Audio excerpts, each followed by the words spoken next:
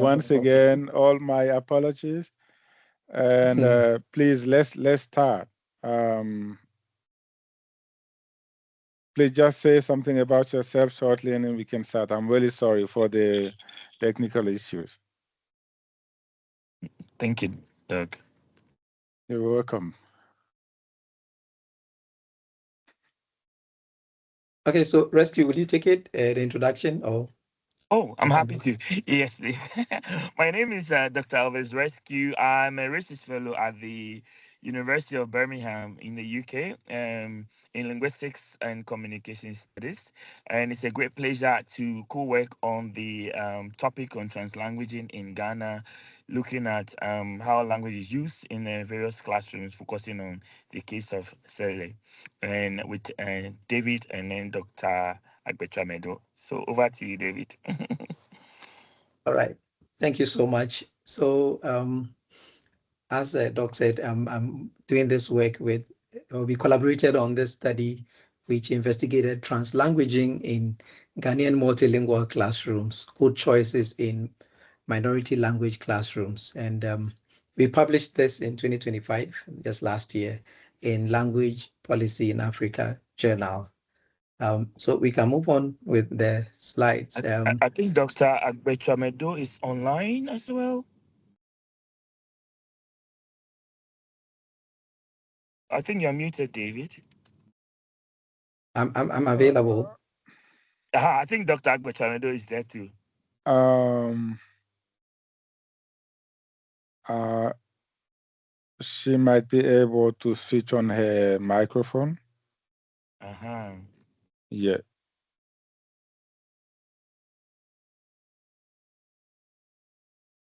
Hello, Okay. Doc. Okay, maybe Doc might not be. Yeah. Maybe there's Okay. some technical issues. So please go on, David.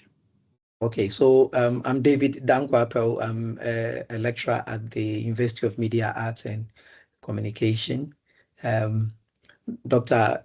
Yvonne Agbetsoamedo is also a senior lecturer at the University of Ghana, the Linguistics Department of the University of Ghana. And the three of us actually collaborated on this study. So just a quick outline of our presentation today. So we're looking at why this study, the conceptual framework, the literature gaps, the research questions, research context itself, the methodology. We'll also make comments on the results that came out from our study, and we'll make recommendations and conclusion. So let's move on to the next slides. Slide, please. Yes. So in terms of why we embarked on this study, Ghana, like many African countries or many countries even in the global south, is deeply multilingual. However, we observe that in these multilingual or plurilingual settings, the language and education policy that operates in these contexts, especially in Ghana, is largely bilingual. So we are a bit curious about how a typical plurilingual or trilingual community or environment has a bilingual education policy. So that actually provoked us to conduct this investigation.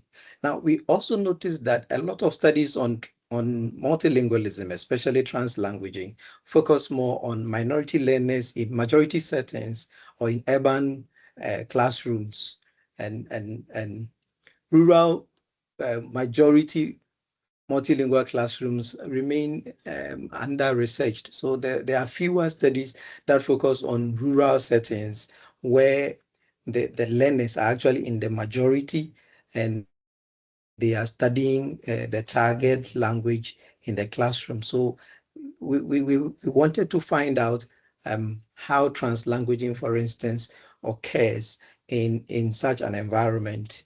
So this is what actually provoked us to embark on this study. We intended to examine translanguaging in terms of how teachers and learners navigate this linguistic complexity in a classroom where there's some policy constraint in terms of the bilingual language and education framework that they find in their classroom. The next slide, please. So in terms of understanding translanguaging, we actually developed, or we actually adopted the three-pronged approach to translanguaging in terms of translanguaging as a pedagogical tool, in terms of the strategic or spontaneous use of multiple languages or modes in the classroom to enhance understanding. And then we also look at translanguaging as a practical theory of language, the practice where speakers deploy the full repertoire of linguistic and semiotic resources for communication and meaning making.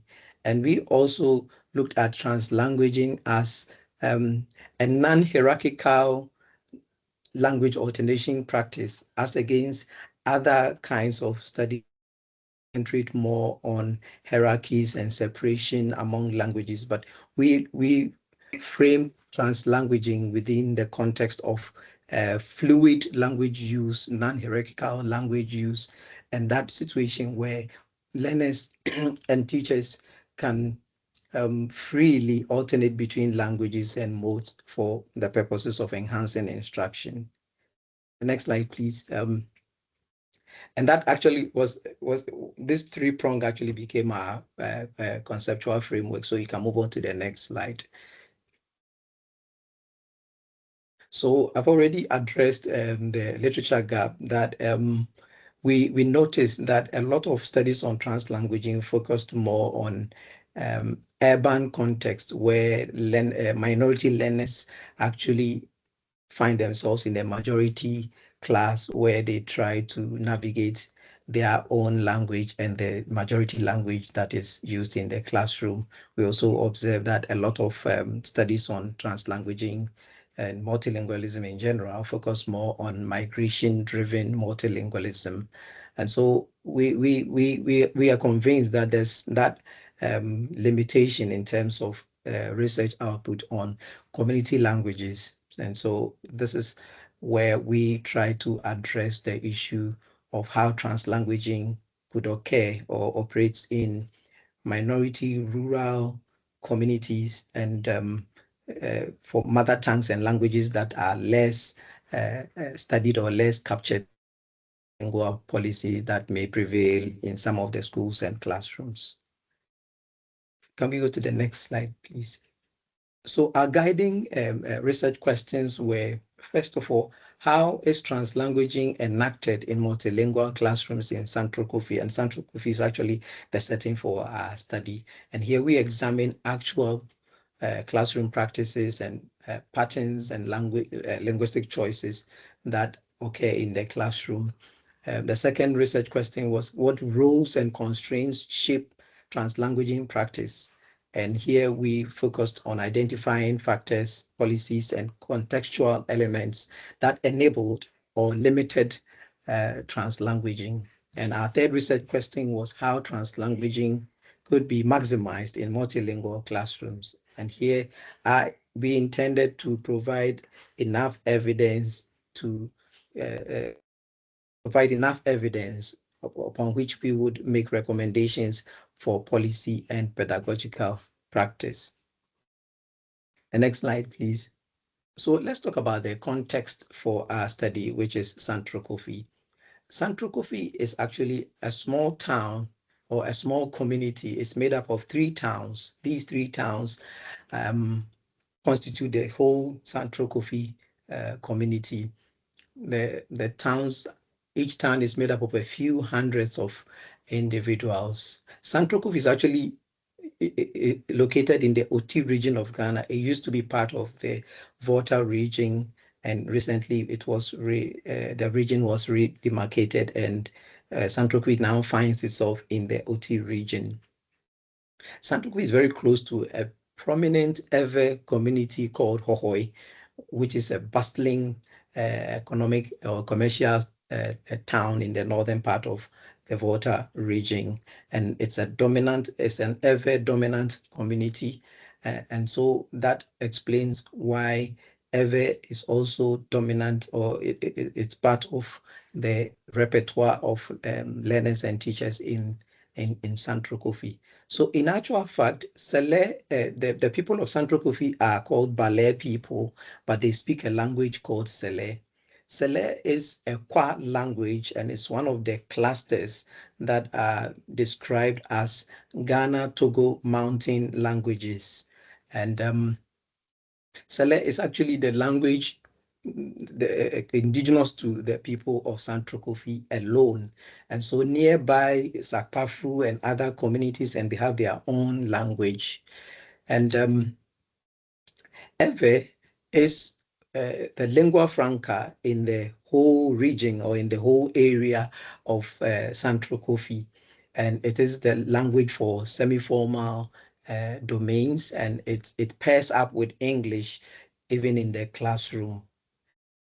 Of course, English is the official language of Ghana, and it is used for all formal activities or used in all formal domains, including the school. So this is how the arrangement is. Because of the presence of Sele, Ewe, and English, there seems to be a triglossic situation in Central Kofi where Sele is used for the primary domain, English, Ewe and English pair up in secondary domains or in the community and for official purposes. So we can go to the next slide here. So in terms of methodology, we adopted classroom observation, and we observed two classes, primary 1 and primary 4, and it is for some strategic reasons. Primary 1, because it served as a transition or the beginning of primary education. And so it's a transition point for learners from kindergarten to primary school. In some cases, we find learners who skipped kindergarten or could not go to kindergarten and still come to primary 1. And so we were interested in that transition point where learners came from home straight to school or came from kindergarten straight to primary school. And it is it is so because the Ghana's language and education policy stipulates that from primary 1 to primary 3, the dominant language, or the dominant Ghanaian language, and in our case, 11 government-sponsored or developed languages have been accepted for use as language of instruction. And so when the child gets to primary 4, there's a switch from the dominant Ghanaian language to English. So while the young learner is in primary 1 to 3, English is taught gradually for the learner to pick up. And so it's envisaged that by the time the learner gets to primary 4, he would have acquired some proficiency in English to be able to receive instruction in English in primary 4. So that is why we chose to look at primary 1 and primary 4 to see how the bilingual policy framework influences the enactment of translanguaging as a pedagogical tool in the classroom. We also conducted semi-structured interviews with teachers to explore their pedagogical beliefs, language choices, and classroom strategies. We had a focus group interaction with teachers and the youth and community members to understand the broader linguistic ecology of Central Kofi. Of course, in terms of the analytical lens, we adopted Scholon and Scholon's 2004 Nexus Discourse Analysis, which focuses on material, agent, and action as part of discourses in the classroom environment. We can move to the next slide. Yes, so I think I've explained this already, so we can move on to the next slide. Yes, so this is an extract from the transcript of the observation that we had in class. So in the class 1 observation, we have the class size was 23. We had a teacher who was trained, and the language of instruction, the dominant language was ever in English. The topic was on road safety, and the teacher used a poster in addition to the classroom interaction. the oral interaction that he had with students. So you will notice that in the data, you have English, English, ever, English, English, English, and so on. And when you go to the next slide, you would notice the same thing. So of course, you have the sound cha-cha-cha. So that's a demonstration of how translanguaging exists even at the level of language and at the level of mode. So we can, the same thing happens in the primary 4 observation. So we can skip this and go to the findings. Yes, so we can skip this one too. Yes, skip. Yes, so basically our results focused on, or we came out with the following results. So we looked at evidence, the evidence that the classroom is a translanguaging site in Central Kofi. We also looked at the nature of translanguaging in the classroom. We paid attention to translanguaging as a pedagogical tool. We also found evidence that translanguaging was used to, there were teachers and learners found ways of maximizing translanguaging in the classroom. And finally, we found some constraints to the effective deployment of translanguaging in the classroom. So we can now pay attention to translanguaging in the classroom. So the next slide, we can move on to the next slide, please. Yes, so we found evidence that the classroom was actually a site, or is a site or space for translanguaging.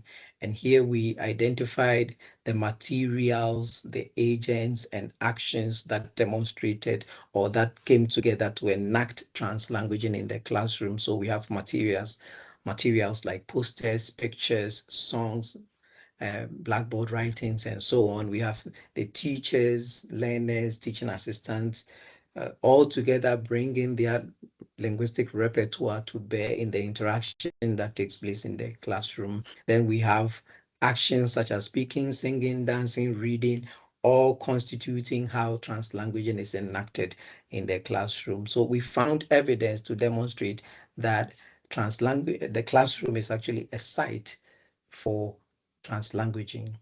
The next slide, please. So in terms of how translanguaging actually, or the nature of translanguaging in the classroom, we found the verbal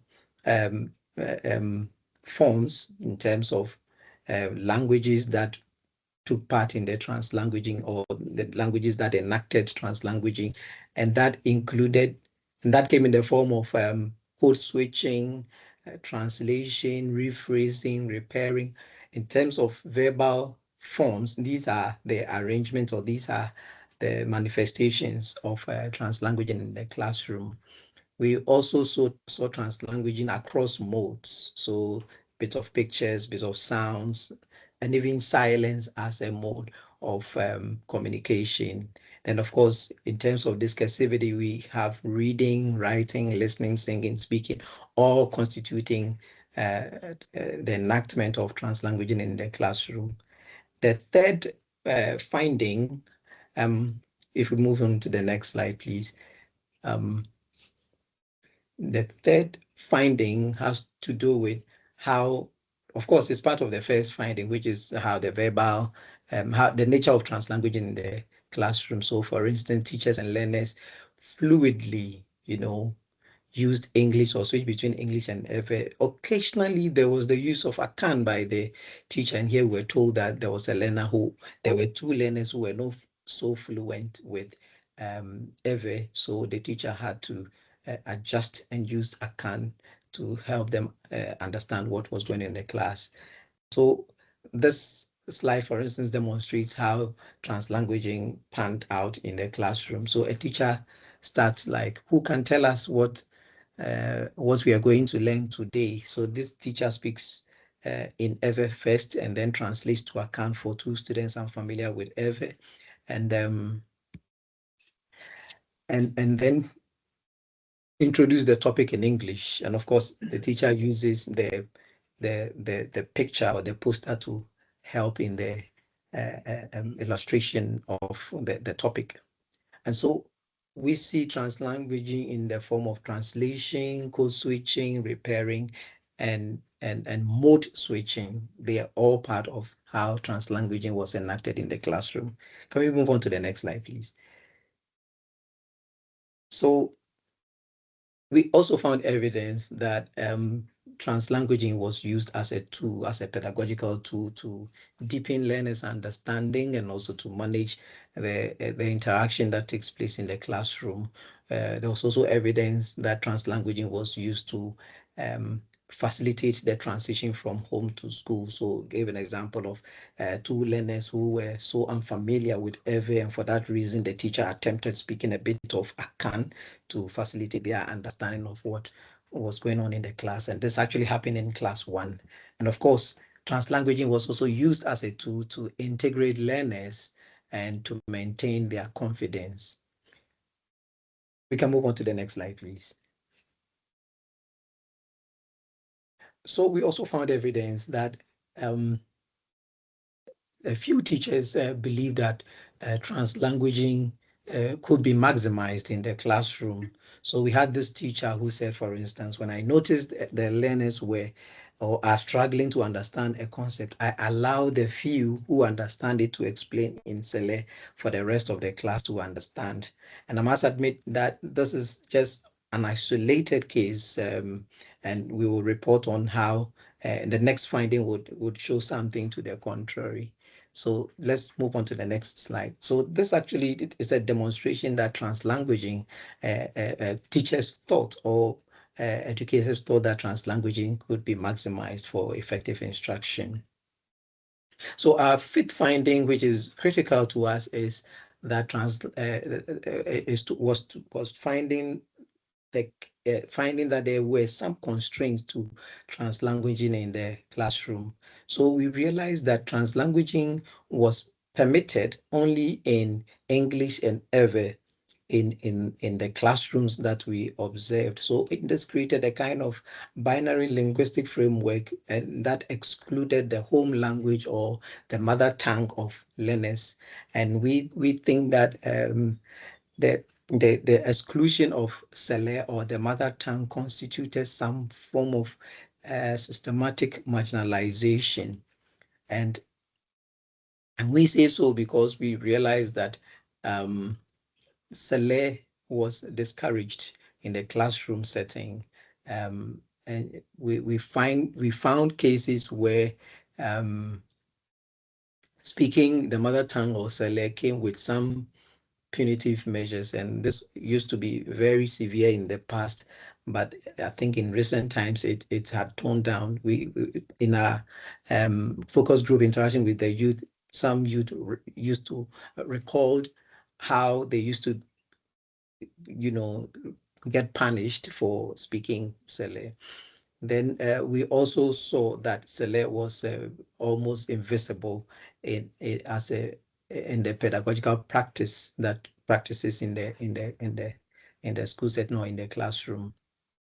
And we think that the kind of policy prescription that we had, a bilingual policy prescription, and examination pressures and dominant language ideologies actually fed into this exclusion of Sele from the translanguaging that took place in the classroom. Can we move on to the next slide, please? So we think that this is a challenge, or this is a problem, that the policy and reality. In reality, we have Sele is spoken by everyone in the class, that as we got to know. However, the bilingual policy actually limited language use to only English and Ewe. So I've already commented on the impact. The impact is where some teachers felt that it wasn't very useful for learners to speak their mother tongue in the school. So a teacher said, for instance, they could use it at home, but not in school. The consequences of such an arrangement was also, looked at, and we think that this exclusion has a negative impact on attitudes, or this exclusion has an impact on attitudes towards learners' mother tongue. It also does not enable teachers and learners to fully, deploy translanguaging or maximize their full repertoire. And we also think that this will be a constraint on effective translanguaging. And then we also think that for learners at the very basic level who already have a language, now they are now struggling. And we saw how learners struggle to even understand Ewe and English, but they already have a language they are familiar with. So why don't we encourage the use of this language to enhance the instructions that took place in the classroom to facilitate teaching and learning? And so we think that the exclusion of Sele or the mother tongue is problematic. Please, let's move on to the next slide. Yes, so the key constraints identified, to sum up, has to do with policy limitation, teacher language gaps, because we found that not a single teacher we interviewed. Of course, we had the opportunity to interview a lot of teachers, but not a single teacher actually was a Santo Kofi person. So none of them actually spoke the language, I mean, Sele. Then we also found some negative attitudes towards the learner's mother tongue. Some thought that it was a waste of time to allow or encourage the use of Sele once it was not examinable or the language had not been developed well enough for academic purposes. Let me move on to the next slide. So generally, we in terms of recommendation, we are calling for some policy re-examination, and so we have to just have a second look at the bilingual policy in the classroom or in the school. This one size fits all arrangement is not helping, or is not very helpful to many learners, especially in many rural communities that are largely plurilingual or trilingual. You have if you are lucky, if you are lucky and your mother tongue happens to be paired with English in the bilingual policy, then your education is facilitated. But if you're unlucky, like the learners we find in Central Kofi, whose mother tongue is not captured in the bilingual education policy, now it's meant that you would have to probably abandon your mother tongue, learn a new language plus English before you could actually benefit from the educational setup. And we think that this mismatch has to be addressed. And we also think that by and large, we should pay attention to all the languages. There should be attempts to develop our languages, to support our languages so that they could be used in instruction. If for nothing at all, it could be used at the basic level of instruction.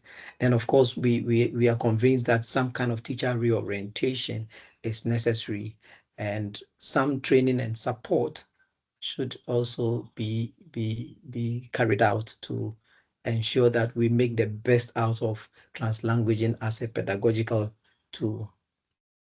We can move on to the next slide, please.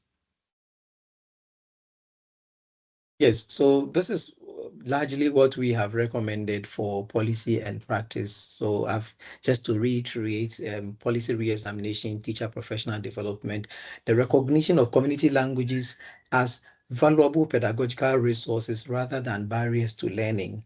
And of course, several studies, including including recommendations by UNESCO as far back as 1957, recommending mother tongue education principles. And I think that we need to align our policies to some of these principles that are dear to us or that have demonstrated the value of mother tongue education. So this is what we are actually recommending for policy and practice. Can we move on to the next slide, please? Yeah, so in terms of contribution, our study has contributed to our understanding of translanguaging and as it happens in the classroom, and we have proven or we have confirmed that translanguaging is a very important practice in the classroom. We've also demonstrated that translanguaging goes beyond just language; it's multimodal and ecological. We've also looked at, contributed to the theoretical discussion that policy could be a constraint when it comes to translanguaging in the educational setting. So it means that anytime we are considering translanguaging, we should also be mindful of policy constraints or policy, because policy itself can be a constraint or can also be an enabler within the multilingual classroom. Just about wrapping up, we can move on to the next slide.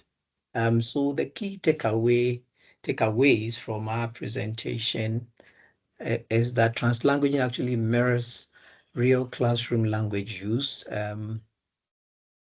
Teachers and learners fluidly use multiple languages and modes in their engagements in the classroom and their interactions in the classroom. Of course, we've also demonstrated that there are pedagogical benefits to translanguaging. And then we've also indicated that policy and attitudes actually create barriers. And so we need to be mindful of how policy limits for the evidence from our study has shown how policy limits use of mother tongue like Sele. Then of course we have also indicated that there should be some kind of policy alignment. And so we cannot really believe in mother tongue principles and implement a policy that is contrary to our belief in the principles of mother tongue education. And so we call for some alignment in the way we enact policies and practices in our classrooms. And of course, align them with the realities of our teachers and learners.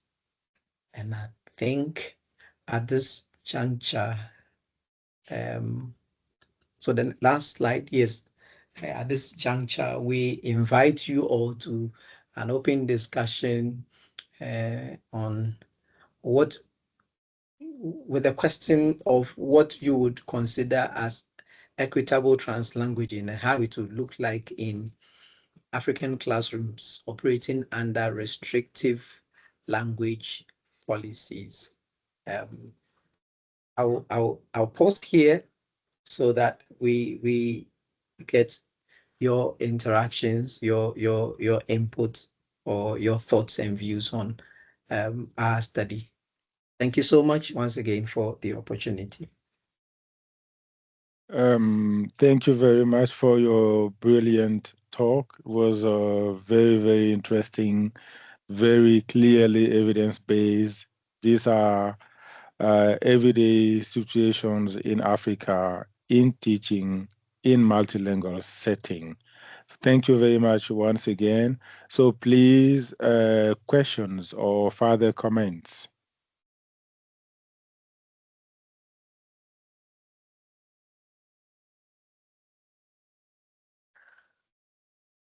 Nervous snoozle.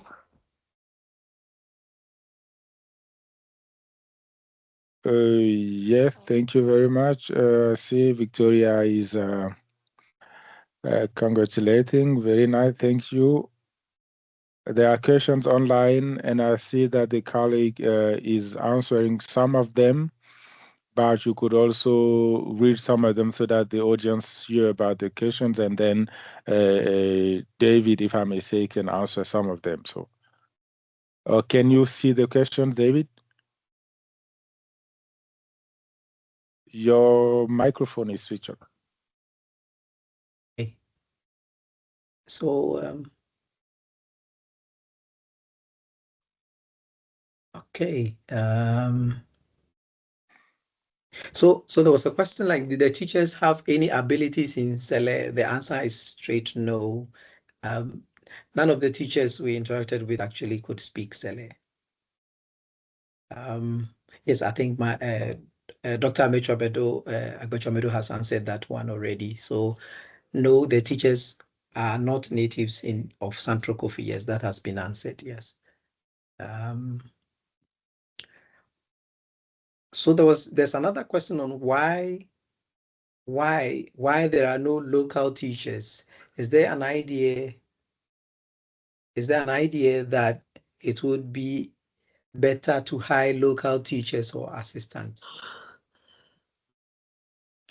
Yes, I think so. Well, the absence of local teachers is intriguing, is interesting, because we found a few, one or two teachers who were actually teachers, and they were indigenes of Central Kofi, but they were posted elsewhere. We came across them accidentally when we were, moving out through the town, and they were actually teachers, but they had been posted elsewhere. They were not posted to Central Kofi to work there. So that's actually part of the situation. The whole posting arrangement does not really pay so much attention to where you come from and so on. And there could be some reasons for that. We haven't actually paid attention to that. And there is a question from Mark, I guess, and later Menzi Tango. Okay. Should I read them all? I've seen a hand up. Yes, Oh, it was first Mark, but okay. you wrote the question. Oh, okay. Yes, basically, thank you. Very good presentation. And I just wanted to ask the question if you had any plans for a kind of advocacy for policy change. Obviously, a policy change is needed, attitude change among the teachers, but that has to be brought about. So, question, what plans do you have for advocating for these changes? That's a good question. We've been thinking about what to do after this publication. We even want to do further studies, because through our engagement, we realized that there was also, or there were kindergartens in the communities. And so if learners in the primary school, which is a little higher over kindergartens, were struggling, then we were wondering how the kindergarten learners were going to fare in a situation where they are fresh from home, they get to school and their teachers are non-Sele speaking, and these learners were also fresh or new to Ewe and English, how they were going to manage. So it's part of the thinking that we have for now. We're planning something in terms of advocacy. And please, Tango, Menzi Tango. Thank you. Thank you for the informative presentation. For me, it's just, it's not really a question, but I am just curious to know, because in my observation, most people, especially Black academics at most universities, especially in South Africa, what I've observed is that they see translanguaging as a disturbing pedagogy, because they are comfortable with teaching in English only. So I just want to know from your part, how did you deal with those negative attitudes towards you as researchers when we are undertaking this approach and the research in translanguaging pedagogy? Thank you. Okay, and I think I will tie in with this question where I don't know who asked it, but he was asking whether the two students also the two Akan students also given the permission to use the dialect Akan. Yes. So in Ghana, the language and education policy favors 11 selected languages. They are usually called government-sponsored languages. And so any of these languages could pair up with English in the bilingual education.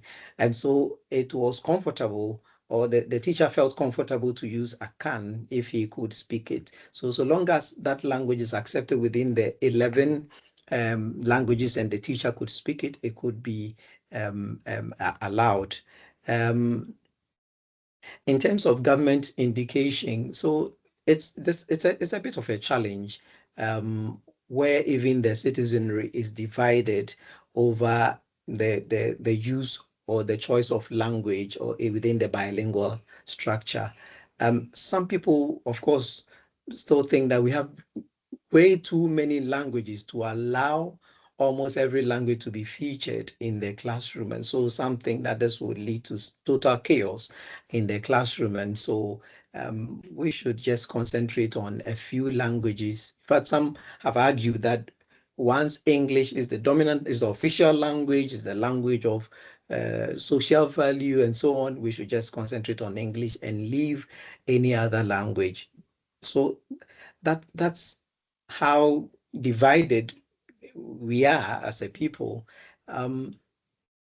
But when you go to the people, the indigenous themselves, they are very concerned about their language. They actually love their language, and they've taken a lot of bold steps to actually get their language, visible.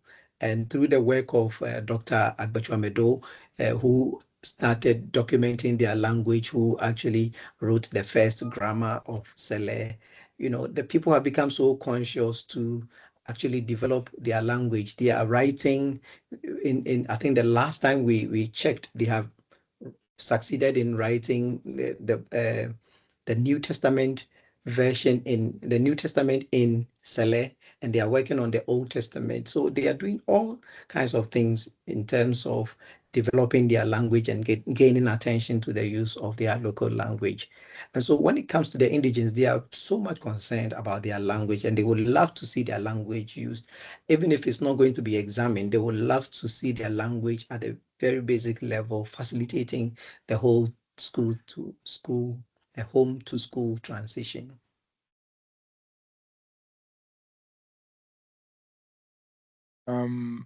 I think there are more questions in the chat, but we don't have time to answer to every question.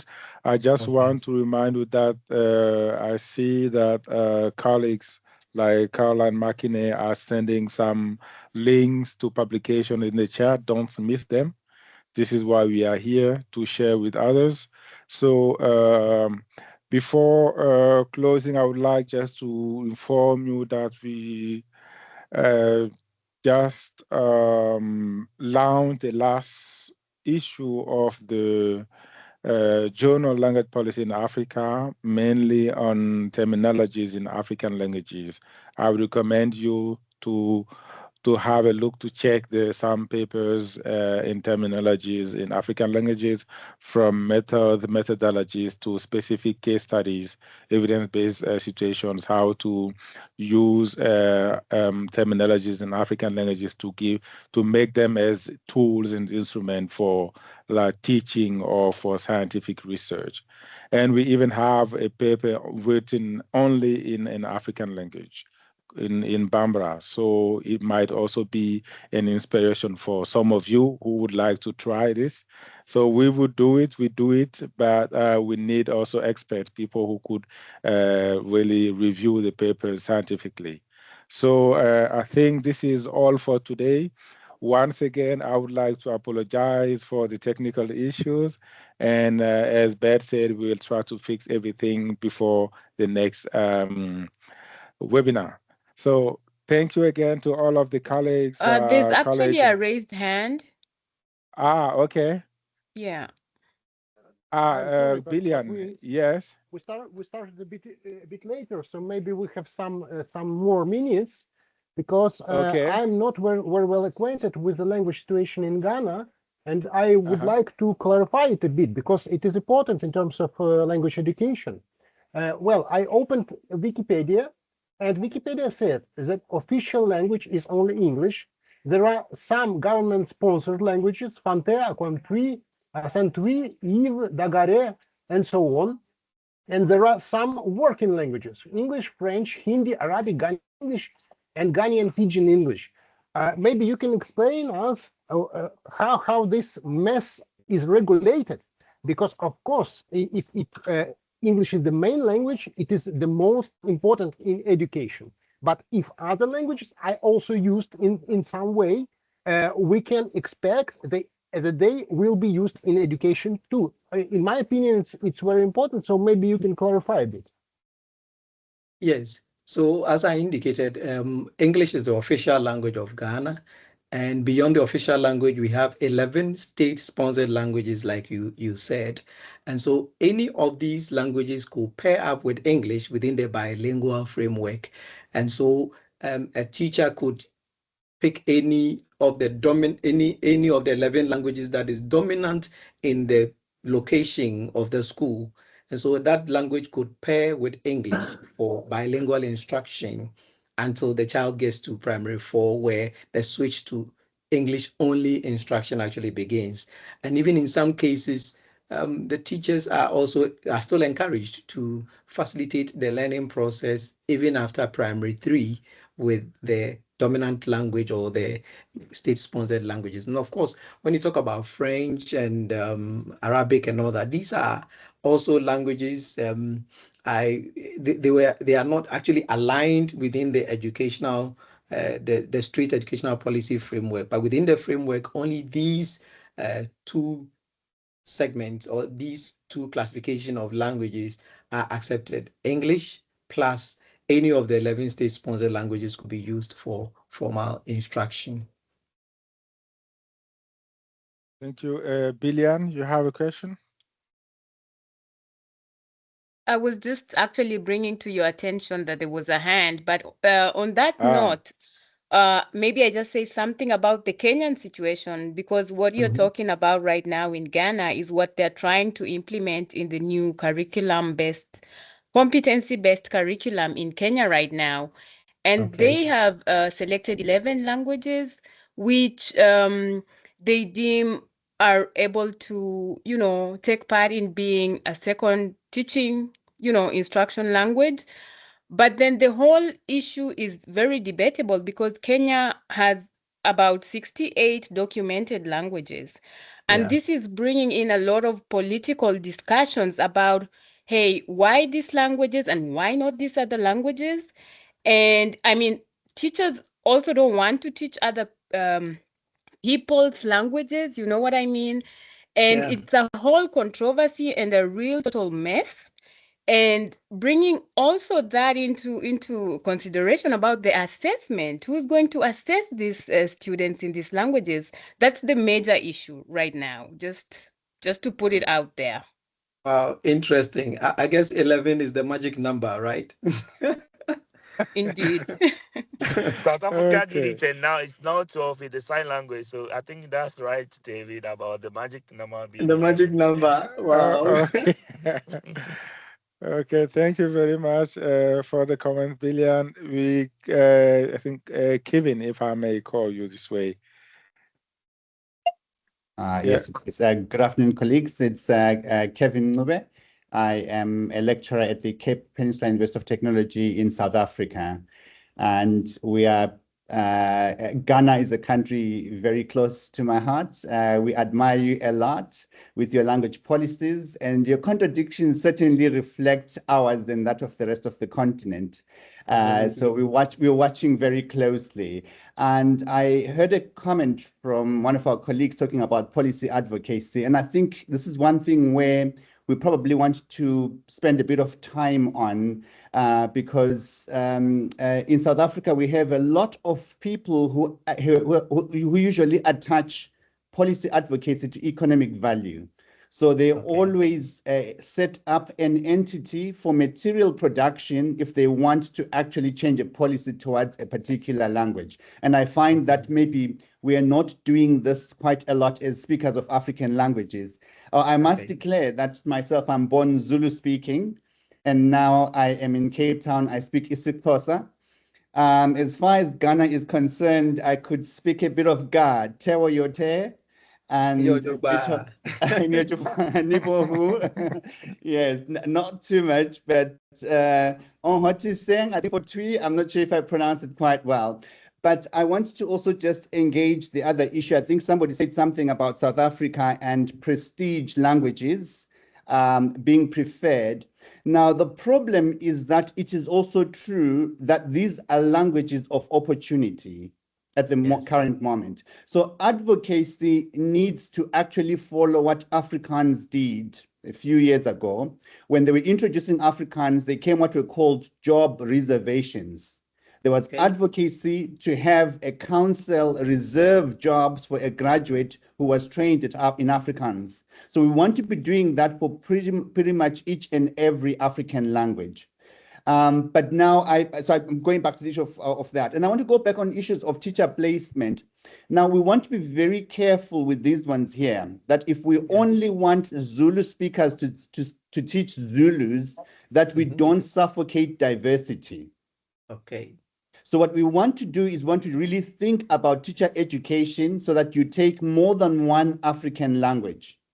And then we want to also strengthen our teacher education to include a lot more multilingual education in the class. So that even if I don't speak a particular language, I allow students to play around, make notes, and then I, as a teacher, can become slowly more familiar with that. And we may want to think about the involvement of the community where I find a minority of students in my class with a language that I don't speak. There must be a system at school level that engages someone from the community to visit so often to come and assist the creation of materials in that language. Because as long as 3 people speak a language, it becomes minoritized. It should no longer be a minority language, and we must be able to use that resource. And another thing I think with the some of our problems with language is that we like to think as people as either speakers of languages or non-speakers of a language.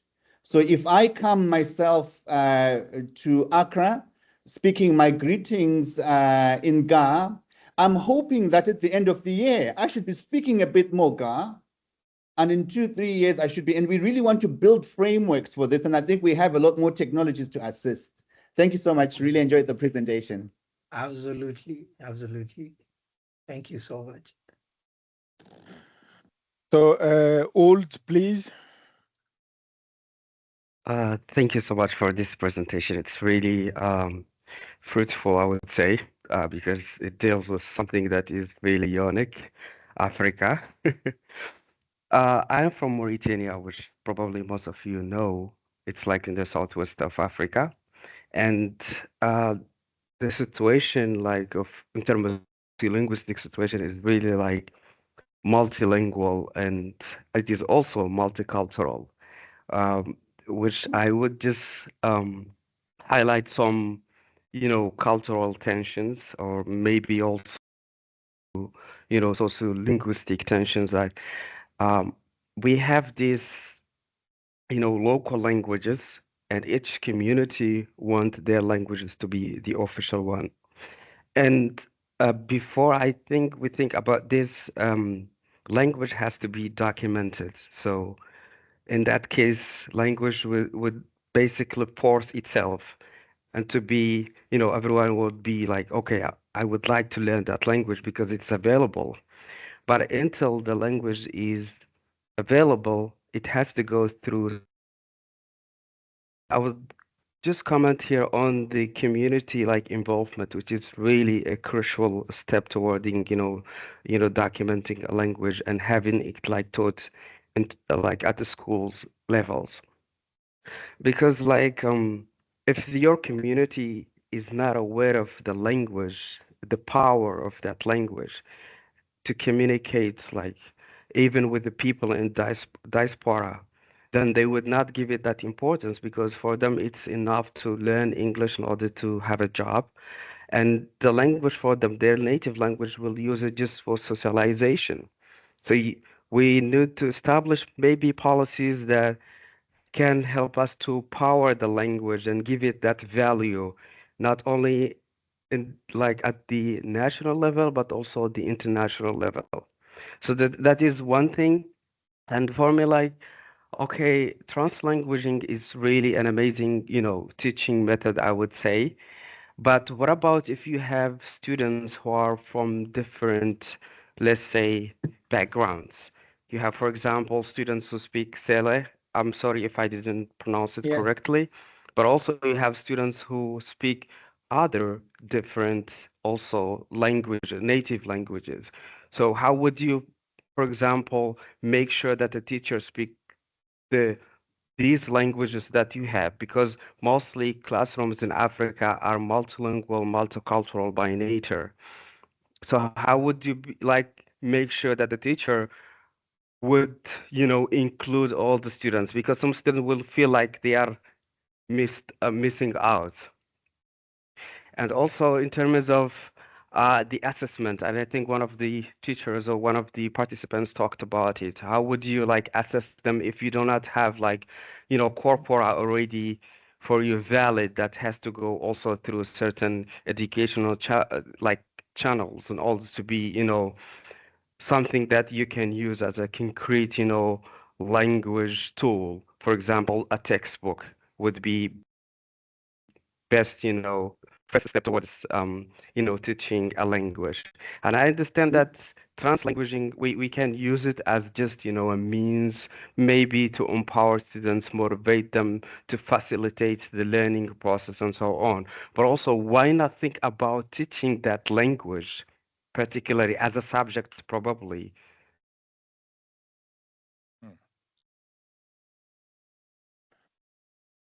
Food for thought.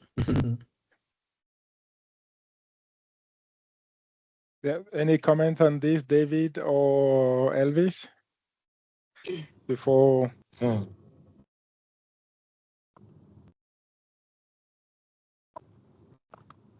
Yeah.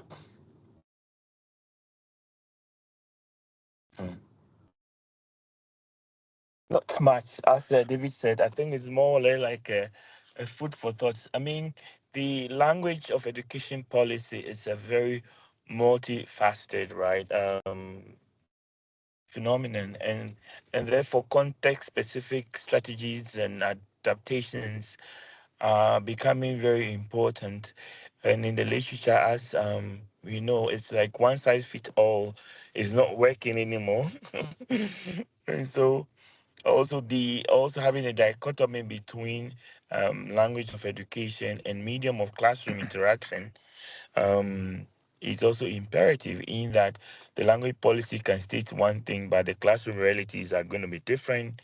And so it's very complex. And so, like, for us, a research like ours is meant to tease out what the realities are on the ground and how we can contribute to both national and international discussions on adopting appropriate language of education in the classroom that really fosters and strengthens teaching and learning, of course, then for leading to um, more accessible education for all.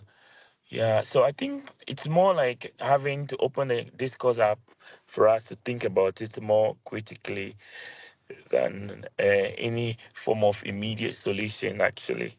So I agree with David that it's more or less like food for thought. Absolutely. Yeah. okay, great. More questions or comments? Otherwise, I think we can stop here for today. I think we could. Yeah, we have 15 minutes more, like the time that we wasted at the beginning. So once again, thank you very much. It was very, very, very interesting. This is really what we want to share with everyone, such moments, to talk about our passion, but also about Africa and how to improve language, I would say, related issues on the African continent. So thank you again, and I wish all a nice evening and a nice weekend. See you. Goodbye. Febla, Febla. Thank you. Okay. Yeah. Bye.